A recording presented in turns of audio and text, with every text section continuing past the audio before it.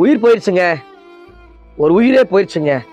இந்த மீடியா மூலியமா ஒரு ஒரு பாப்புலருக்கு வேண்டி, லைக் வேண்டி, ஷேருக்கு வேண்டி ஒரு உயிரே போயிடுச்சு.